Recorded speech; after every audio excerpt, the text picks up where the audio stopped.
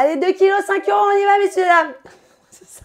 Il y a des filles qui étaient un peu... elles sont venues, elles m'ont dit, excusez-moi, vous êtes Alexandra Lamy? Je dis, ah non, désolée. C'est rigolo, je trouve. C'est rigolo, mais on a chacune notre identité. Puis tu sais, c'est quoi qui me fait le plus mal? Bah, c'est qu'elle a 59 ans, quoi. Alors, c'est un super compliment pour elle. Bah, alors moi, j'en prends un coup dans la tronche. Bah, de créer un schéma familial stable sur du long terme, déjà, c'était un truc un peu inconnu pour moi. Parce que même si j'avais déjà 3 enfants, c'était 3 enfants de 3 papas différents, avant ma dernière, donc 4 papas différents. Et c'était toujours de très courtes histoires et certainement pas avec autant d'amour que là. C'était vraiment ma première grande histoire et celle qui m'a fait de loin le plus souffrir. Et là, je pleure plus, mais ça fait pas longtemps. Mais okay. Tu vois, par exemple, moi je pleure devant la télé, mais dans la vraie vie, je suis pas trop quelqu'un qui verse des larmes. J'étais anéantie. Je pleurais, mais c'était incontrôlable.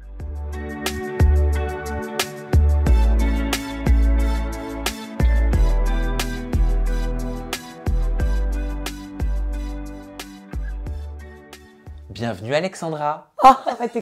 Alexandra Lamy, ça va? Ça va et toi, Sam? Oui, parfaitement. Mais non, c'est Christelle, Christelle la blonde, rendue célèbre en 2020, notamment sur le réseau social TikTok. Tu as plus de 800 000 abonnés et vous allez voir, tout est parti d'une histoire incroyable où ta fille t'a lancé un défi, mais tu as commencé quelque part à tourner sur les réseaux sociaux, Christelle, pour ta ressemblance. En tout cas, beaucoup voient une ressemblance entre la comédienne française Alexandra Lamy et toi, que ce soit tant au niveau physique que de la voix. Que de la voix. Et t'en as joué, hein?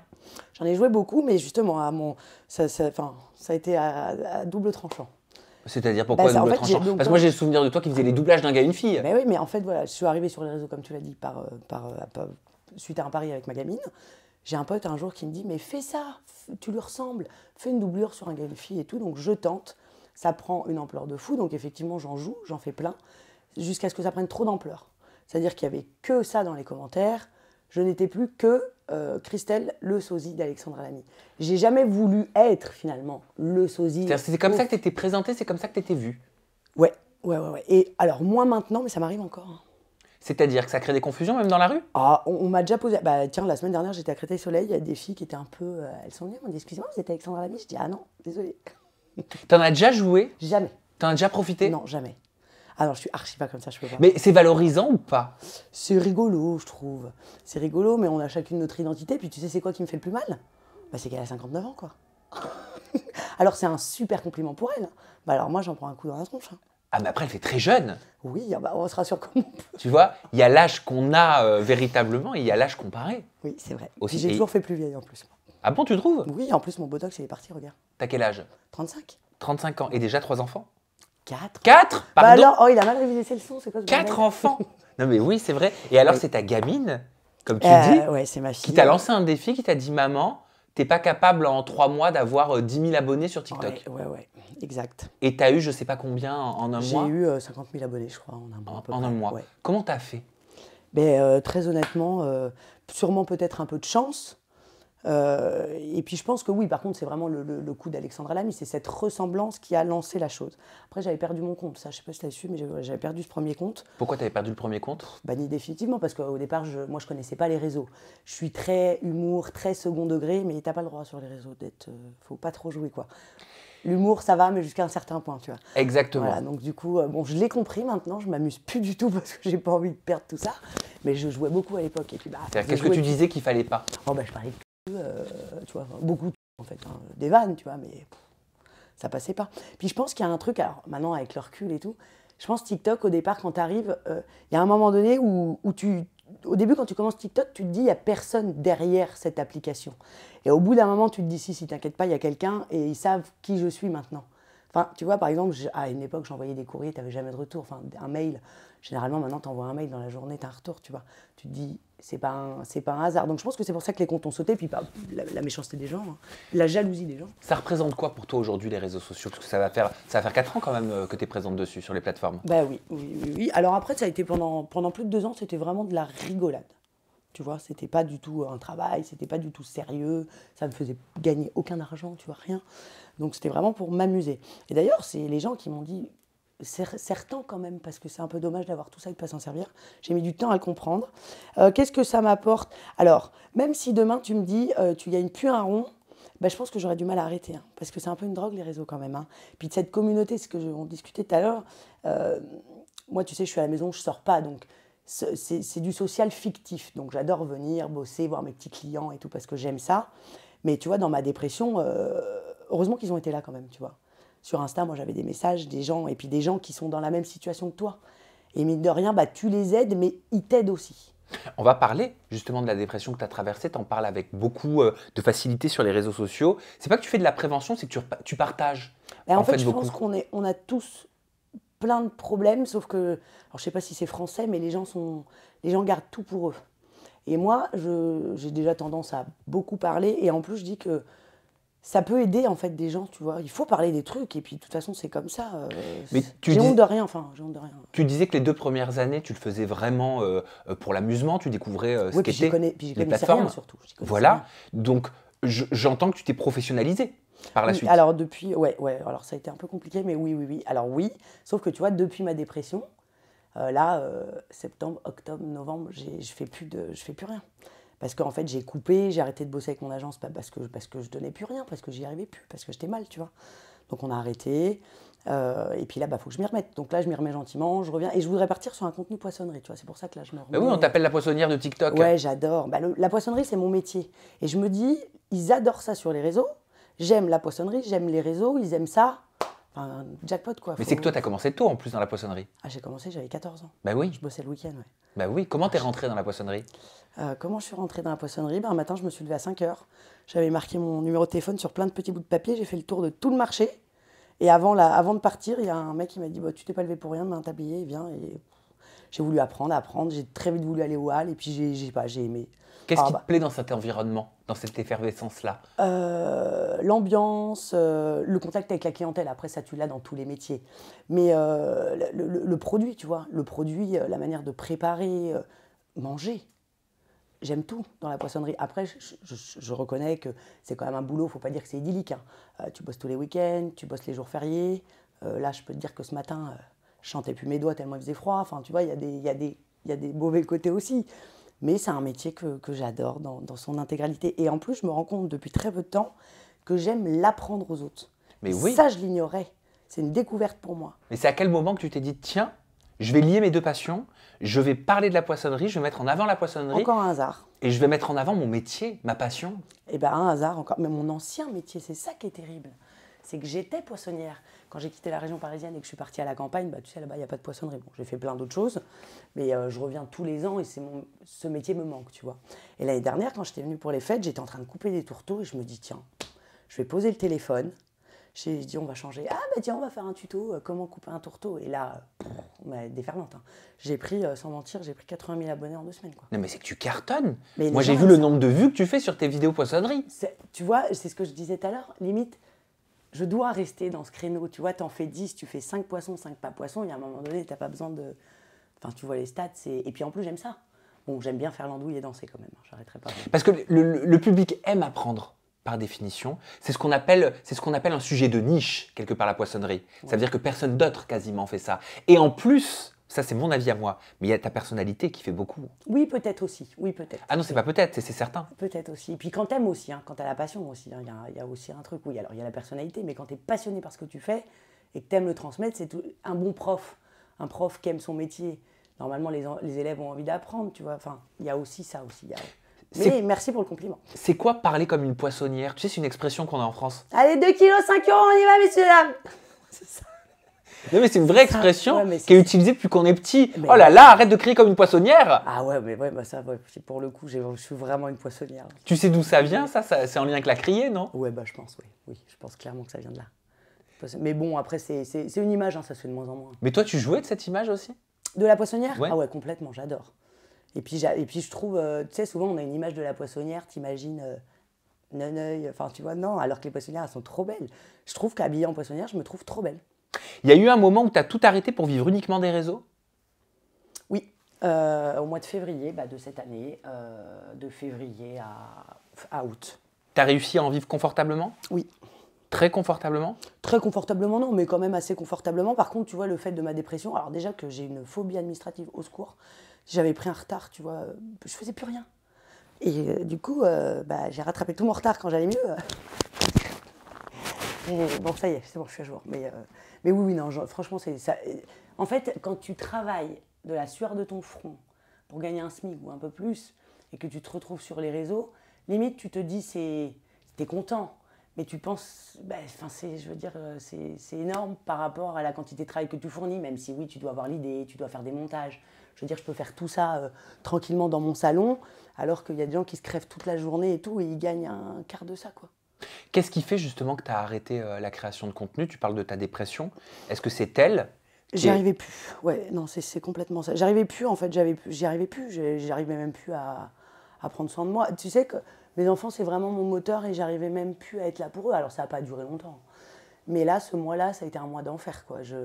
Donc, tu sais, si j'arrivais plus pour mes enfants, les réseaux, c'est tellement dérisoire à côté. Il y a un événement qui déclenche une dépression?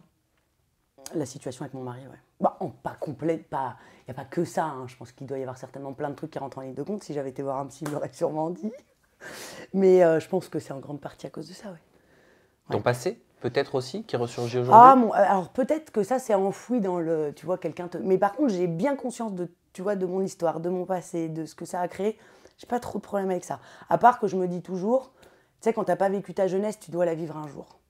Et j'ai encore une fille de 5 ans, donc la bête est encore derrière les barreaux. Mais T'as un la jour- sensation, toi, de ne pas avoir vécu ta jeunesse? Ah, complètement, mais je le sais. Elle t'a été volée un petit peu, ta jeunesse? Non, parce que. Alors, après, j'ai eu une enfance un peu particulière, donc je me plains pas. Bon, je sais que ma mère n'aime pas que j'en parle, mais voilà, bon, tout le monde le sait, ma maman était alcoolique et tout, donc j'ai pas eu une enfance idyllique, mais j'en ai pas spécialement souffert.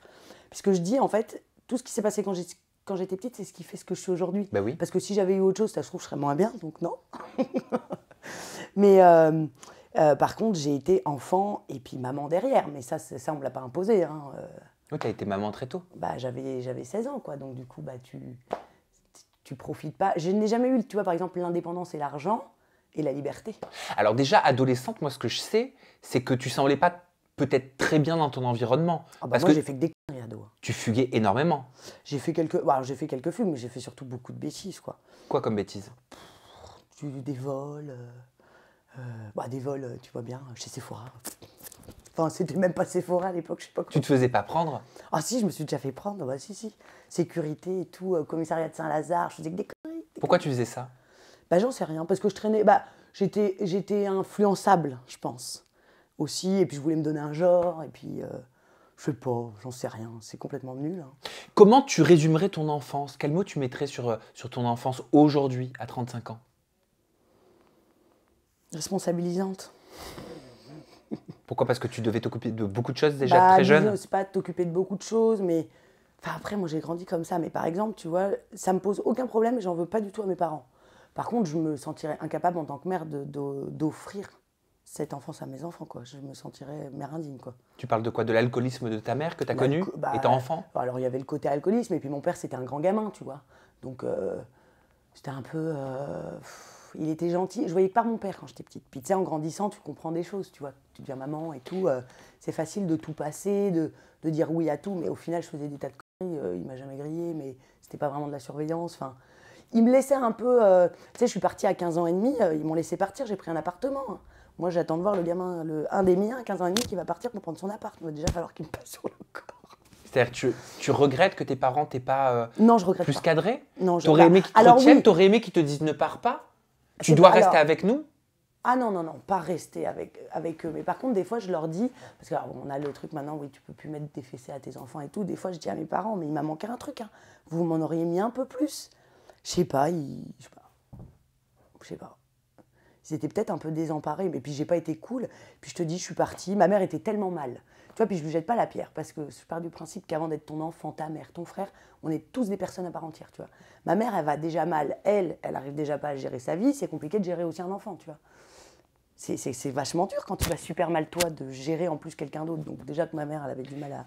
L'alcoolisme de ta maman, est-ce que tu l'as toujours connu? Oui. Est-ce que c'était avant que tu arrives au monde, pendant, après? J'avais 5 ans, je crois, quand ça a commencé. Donc moi, je me rappelle pas avant. T'en as déjà parlé? Ah ouais, oui. C'est pas un sujet tabou? Non. Ok. Pas du tout. Tu sais d'où ça vient? D'où ça venait?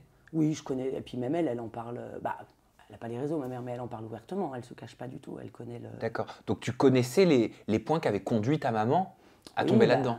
Même encore aujourd'hui, on a eu des discussions il y a pas très longtemps et j'ai presque l'impression que c'est moi qui lui donne les réponses. À chaque fois, elle me dit, t'as raison, mais c'est évident.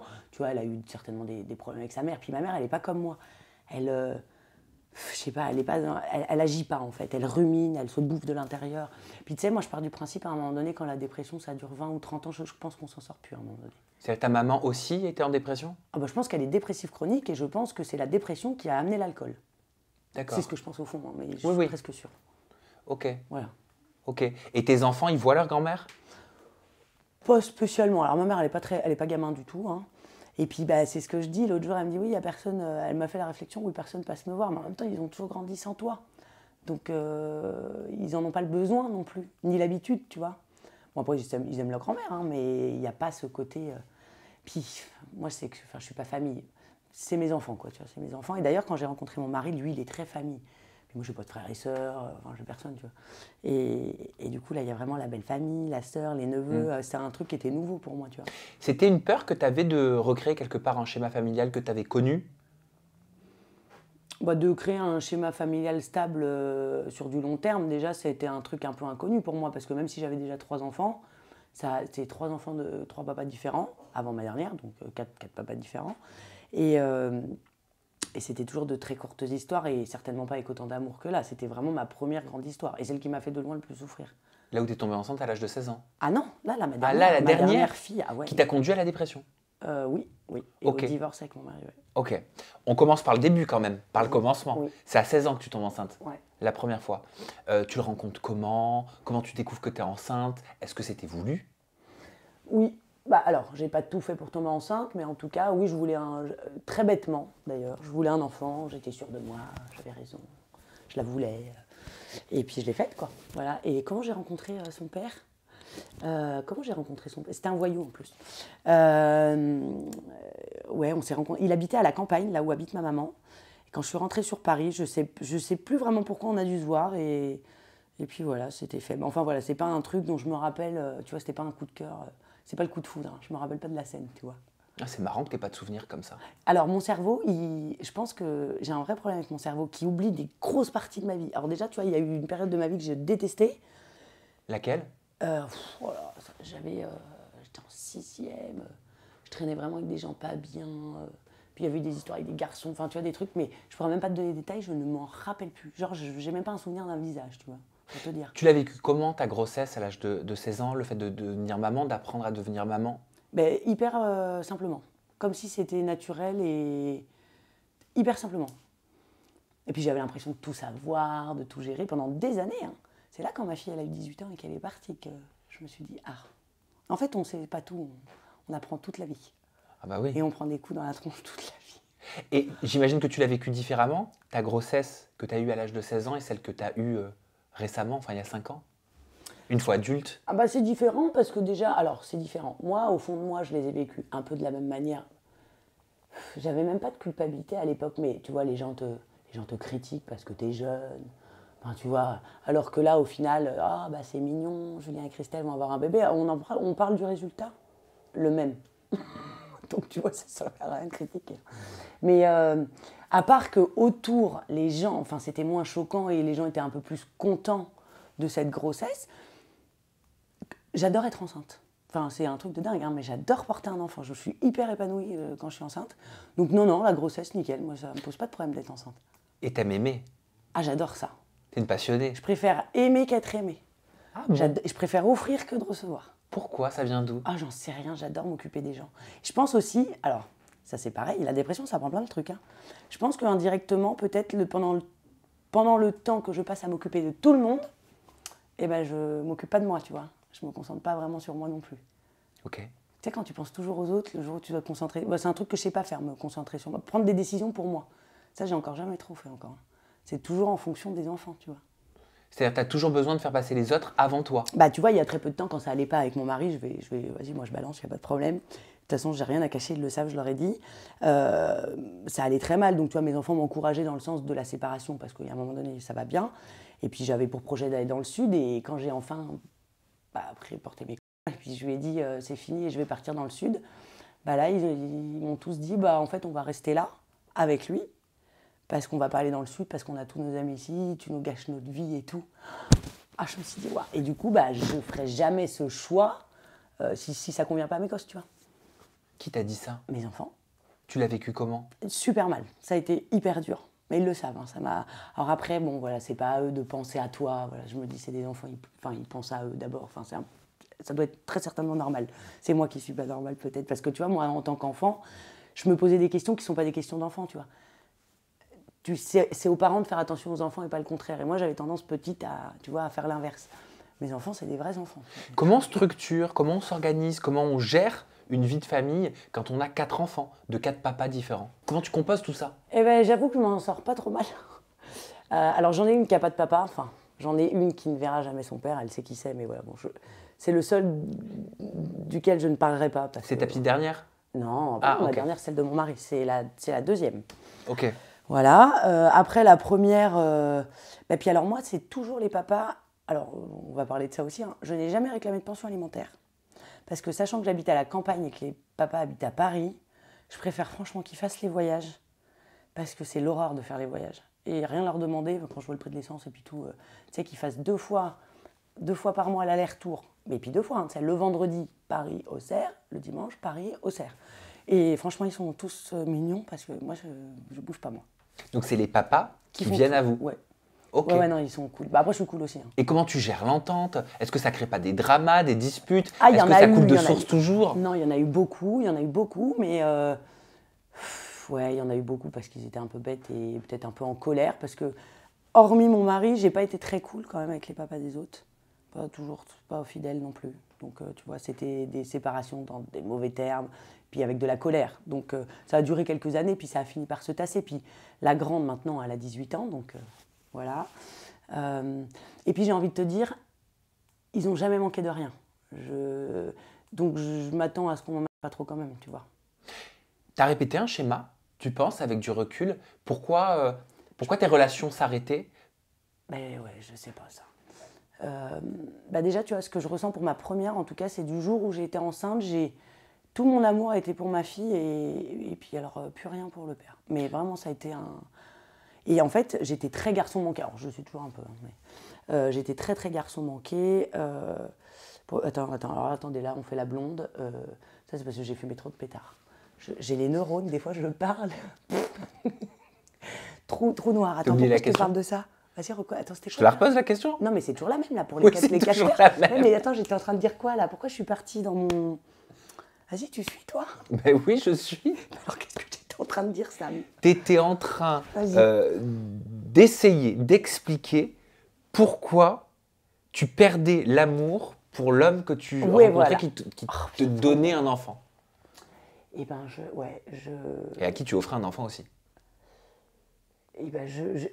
j'ai pas la réponse à Tu cette sais question. pas? J'en ai aucune idée. Justement, est-ce que c'est parce que tu concentrais tout ton amour sur l'enfant? Est-ce que tu n'avais plus véritablement d'amour Mais en fait, pour l'homme en face? tu vois, je me dis, c'est un peu terrible d'en arriver là, mais quand je vois ce que j'ai ressenti dans cette séparation-là, je me pose la question, est-ce que j'ai aimé quelqu'un avant? C'est terrible. Hein. C'est-à-dire?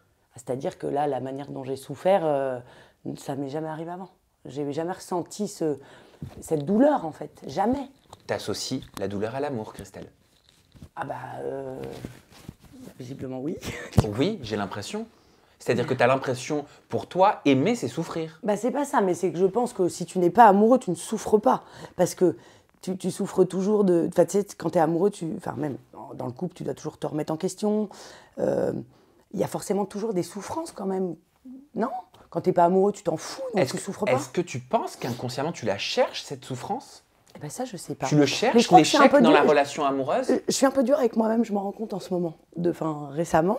Mais ouais, putain, tu vas chercher loin. Moi, je me suis pas posé ces questions, j'en sais rien. Je sais pas. Pourquoi 4 papas? Parce que je réfléchissais pas, je me lassais peut-être. Je faisais les choses sur un coup de tête, sans réfléchir à, tu vois, la suite. Et alors, est-ce que des fois non, j'ai quand même pas fait ça, mais ouais, je sais pas. Est-ce que tu fais pas un enfant, tu sais, pour pas perdre la personne, parce que du coup, c'est l'importance qu'elle reste, tu vois. C'est le meilleur moyen de garder quelqu'un. Enfin, ça, c'est ce que tu te dis, mais c'est faux. Oui. Je sais pas, indirectement, peut-être, j'en sais rien. Inconsciemment? Ouais, peut-être. Je sais pas. Parce que tu l'as cherché, cette stabilité. Tu en as parlé dès l'introduction, tu as utilisé le mot stabilité. Oui. Et ben d'ailleurs, de toute façon, la stabilité justement que j'ai eue avec Julien pendant toutes ces années, alors ça a fait un bien fou aux enfants et à moi aussi d'ailleurs, mais c'est un truc que j'ai pas trop connu en fait avant. Vous êtes restés combien de temps ensemble avec le dernier en date? Bah 12 ans bientôt. 12 ans. Et ça s'est arrêté il y a quelques mois. Il y a un mois, ouais. Ah ouais, c'est dur. Ok. Ouais. Et là, je pleure plus, mais ça fait pas longtemps. Mais Ok. tu vois, par exemple, moi je pleure devant la télé, mais dans la vraie vie, je suis pas trop quelqu'un qui verse des larmes. J'étais anéantie. Je pleurais, mais c'était incontrôlable. Pourquoi ça s'est arrêté? Tu sais, Julien et moi, on est hyper différents, mais depuis le départ. On est vraiment complètement différents. Alors, je veux bien que les opposés s'attirent, mais tu vois, en plus, plus tu avances dans le temps, tout le monde change. C'est très compliqué de changer dans la même direction. Alors, déjà, on était en désaccord sur plein de choses. L'arrivée des réseaux n'a absolument rien arrangé. Il ne supporte pas ça. Mais il l'a en horreur. Tu vois, à me dire, soit t'arrêtes, non, ça je supporte pas les ultimatums comme ça, tu vois. Puis en plus, il y a un moment donné, quand ça devient professionnel, pourquoi arrêter? Surtout qu'en plus, bon voilà, je veux dire, j'ai pas un contenu, je me fous pas à poil. Oui. Ah bah non, parce que si j'aurais pas d'enfant, je le ferais. Tu penses qu'il peut y avoir, c'est une supposition, hein, je connais pas du tout la personne que tu avais en face, mais tu penses qu'il peut y avoir une forme de jalousie? Oui, mais il dit que non. Parce que tu gagnes de l'argent? Parce que tu rapportes peut-être plus? Ah, mais ça, oui, je peux comprendre que ce soit. En plus, tu vois, lui, son papa et tout, c'est des gens qui ont toujours subvenu aux besoins de tout. Et oui, peut-être qu'on est passé de la femme de Julien au mari de Christelle. Et ça peut être compliqué à gérer, je pense. Mais je suis pas sûre que ce soit ce qui le dérange le plus. Enfin, voilà, il y a eu plein de... Puis, tu vois, on n'a pas les mêmes projets, les mêmes envies. Il est un peu pépère pantouflard, tu vois. Et puis moi, j'aime bien faire plein de trucs. Je veux toujours qu'il vienne avec moi, mais il vient jamais. Et alors pourquoi t'as tant souffert? Parce que là, tu sembles dépeindre le portrait de quelqu'un qui ne te correspond pas Mais vraiment. Oui, bah ouais, mais en fait, alors, c'est ça qui est terrible, c'est qu'on a fait le choix, enfin, et en plus, c'est moi qui ai pris la décision, après toutes ces années, et toutes ces histoires, de quitter l'homme que j'aime parce que ça ne matche pas, en fait, ça marche plus. C'est dur de quitter quand on aime. C'est horrible, et je pense que lui aussi, au fond, il m'aime. Alors, il est beaucoup moins démonstratif, c'est un mec, tout ça, mais on se quitte pas ni en colère, ni tu vois, par plaisir, mais comme il me dit, des fois, il me dit, on va recommencer, et puis quoi? Ça va, enfin, je veux dire, on a fait le tour, quoi. On a parlé, on a réessayé. Et... Tu sais, il y a un moment donné, quand tu n'as plus du tout les mêmes... Ou alors, après, il faut que les gens fassent des efforts et changent. Et chasser le naturel, il revient au galop. Puis, enfin, il y a un moment donné, tu dois... La personne que tu aimes, tu dois être toi-même avec, non? C'est terrible si tu dois mentir à la personne... Enfin, ou te mentir à toi-même pour convenir à la personne qui partage ta vie. Je reviens toujours au film Barbie, c'est ce que je dis à mes filles, mais en vrai, c'est vrai. Hein, si tu as un compagnon dans ta vie, c'est pour du plus, c'est pas pour du moins, non? Parce que si tu t'apportes du moins dans la vie, c'est bon, elle est courte. Si en plus tu te rends malheureux, tu vois. Et des fois, je lui dis, je suis pas du tout la fille qu'il te faut. La fille qu'il lui faut, c'est pas mon... Et il l'aimera peut-être moins que moi, hein, mais c'est pas moi. C'est quoi qui t'a conduit à la dépression? Ah bah c'est ça. Hein. Moi, je pense que... Non, mais si, moi, je vois que ça. Ça a été d'accepter qu'il faille qu'on arrête. Et il y a encore 15 jours, j'ai même l'impression que c'est pas encore complètement réel, tu vois. On n'est plus ensemble, il a déménagé, mais il n'y a pas eu encore de divorce de prononcé. Ça a dû être dur, la phase de déménagement. Ah ouais, ça a été super dur. T'étais là, tu l'as vu faire ses cartons? Ah ouais, je l'ai aidé et tout. Bah oui, je l'ai aidé, même encore, tu sais, des fois il manque un truc, je le ramène. Enfin ouais, puis on se côtoie de ouf, tu vois, on essaye de rester potes en plus, c'est super dur. Voilà. Combien de temps a duré la dépression? Bah, où vraiment je l'ai senti. Ouais, en fait, je te dis des bêtises, hein, parce que vraiment, le dernier mois, j'ai touché le fond. Mais je pensais que c'était plus récent, et en fait, je pense que ça a duré peut-être bien 1 an et demi, je pense. Oui. Ok, ça allait déjà très mal. Ça a été par... avant, je me l'avouais pas, tu vois, je voulais quand même garder le... Et il y a un moment donné où ça a commencé, où bah, je maigrissais, j'avais plus trop d'envie, j'étais fatiguée et tout. Il y a un moment donné, j'étais voir le médecin, je dis, écoutez, soit je suis malade, soit enfin, il y a un problème, quoi. Et à un moment donné, j'ai fini par me dire, mais en fait, je suis en dépression, c'est ça la dépression? Enfin, je sais pas, mais il y a quelque chose, quoi. Quand médicalement, il y a un moment donné, il n'y a rien, il faut se poser la question s'il n'y a pas un problème au niveau du psycho, tu vois. Tu l'avais déjà été dépressive avant? Non. Parce que j'allais te demander... Genre, par exemple, tu vois, j'ai jamais pris d'antidépresseurs. Même là, j'ai pas voulu les prendre. Ça me fait j'ai la trouille. Mais j'allais te demander si c'est pas les substances illicites que tu as pu prendre alors, par le passé. Moi, j'ai fumé des pétards depuis ma plus tendre enfance. Depuis j'avais 12-13 ans quand j'ai commencé, tu vois. Et tu penses pas que ça peut contribuer justement à amener Alors, sur un terrain dépressif? Non, parce que justement, j'ai arrêté. Donc du coup, ça veut dire que c'est l'arrêt qui m'aurait fait tomber dans un terrain dépressif. Puisque toutes ces années où j'ai fumé, j'ai jamais été dans cette phase de dépression. Je suis tombée dans la phase de dépression quand je ne fumais plus. Peut-être parce que c'était trop dur d'être juste toi? Peut-être, je sais pas. Va savoir. Bah ouais. Attention, hein, c'est pas des vérités absolues que je dis. Mais Hein. non, C'est je des sais pas. suppositions. Peut-être qu'un addictologue, je m'étais voir, mais peut-être. C'est peut-être. Et la cigarette, tu le dis, et c'est la vérité, mais la cigarette, c'est une addiction aussi Ah bah complètement. pour toi. Ah bah, la clope, c'est l'horreur. Puis j'arrive pas à arrêter en plus. J'ai essayé une fois pendant 1 mois et demi, j'ai pris 10 kilos, j'ai dit plus jamais. Non, puis j'ai la clope au bec dès le matin, moi. Clope, café, clope. T'en parles avec tes filles des addictions? Tu fais de Ouais, la je cache rien prévention, à tu mes les mets enfants. en garde, tu leur dis ce que toi t'as vécu, ce que t'as testé. Elles savent tout. Ah ouais, je leur ai jamais rien caché, ils savent tout. Oui, pour les prévenir, mais tu sais, c'est pas parce que tu préviens tes enfants qu'ils vont faire de conneries, hein. D'ailleurs, ma grande, elle m'en a fait une, mais ça va, elle a eu une très mauvaise expérience. Donc, non, par contre, ils ont tendance à pas mal picoler les week-ends, tu vois, et sortir. Mais pour l'instant, je touche du bois, ils sont pas trop dans ce délire-là. Je dis pas que ça viendra pas, puis les autres sont encore petits, mais de toute façon, tu peux faire la plus grande des préventions, t'es pas à l'abri. Mais voilà, au moins, ils ont les cartes, ils savent. Puis je leur en fais pas la promo, hein, au contraire. T'as envie de quoi pour les semaines, les mois à venir? Est-ce que t'as l'impression de sortir enfin la tête de l'eau? Alors, j'ai envie de continuer à aller mieux et à terminer cette séparation qui vraiment me pèse, parce que pour moi, c'est pas fini encore, tu vois, on n'est pas divorcés, enfin voilà, qu'il y a un peu de temps. La hantise que j'ai, c'est sa prochaine gonzesse, en fait. Je pense que ça va être la dernière et ultime étape. Ok, Tu vois? d'accord. Une Est-ce fois que qu'on- tu l'aimes encore? Ah oui, je pense, ouais. Ah, Oui, d'accord. je l'aime. Oui. Oui. C'est pas pour ça qu'on va se remettre ensemble, mais Bien sûr. je l'aime encore. Bah, en même temps, tout s'efface pas en 11 ans comme Ça veut ça. dire que tu peux pas rencontrer quelqu'un d'autre, toi non plus. Ah bah de toute façon, j'ai absolument aucune envie de me remettre en couple. Alors je vais pas devenir bonne sœur, hein, soyons clairs, mais je vais pas me remettre en couple, quoi. 5 à 7, c'est bien. Voilà. Ça veut dire que tu préfères les PQR? Ah bah carrément. Ouais. Ah bah j'en ai pas eu, mais là on va se rattraper. Tu te connais? Oui, bah il y avait longtemps, mais c'est comme le vélo, ça s'oublie pas ça, non? Ouais. C'est pareil, hein, faut se lancer, quoi, Voilà. au bout d'un moment. Ouais. Et alors, tu parlais tout à l'heure, tu disais peut-être que je vis une jeunesse que j'ai pas vue. Que j'ai pas eue, pardon. Pas encore, mais en tout cas, je sens que... oui, tu vois, par exemple, c'est tout. Mais là, il y avait la For Unite mercredi, je suis sortie le soir. C'est des trucs que j'ai jamais fait. Mais tu vois, par exemple, ça doit être génial de le faire. Tu sais, quand t'as pas d'enfant, t'as personne... dès que tu deviens parent, t'as quand même toujours quelque chose. C'est-à-dire, même si t'as pas d'enfant autour de toi, t'es responsable quand même. Cette responsabilité ne s'en va jamais. Donc, tu vois, même quand je sors, je suis pas entièrement libre, mais c'est des trucs que j'ai jamais fait. Là, sortir, rentrer à 4h30 en Uber, pour moi, c'est... Tu vois, c'est la folie. Alors que normalement... Enfin, après, j'ai choisi. Hein, Et t'as beaucoup d'autodérision. Regarde, Ah il y a ouais, cette de ouf. vidéo qui avait beaucoup tourné, où tu rigoles de toi. Qu'est-ce qui va me sortir? La vidéo sur tes dents, où tu parles de tes dents. Ah mais attends, t'as vu la... Non mais attends, je vais la refaire, t'as vu la gueule de mes chicots? Bah bien sûr. Non mais attends, mes collègues de boulot, ils m'appellent Mégo. Ouais, je sais. Pas besoin de déguisement pour Halloween, j'ai déjà les dents pourries. Pas besoin de dentier, un truc comme ça. Comment tu fais pour rire de toi comme ça? Bah parce qu'il faut rire de soi, eh oh. Tu ris ou tu te critiques? Ah non, je ris. Tu t'aimes? Alors, je m'aime.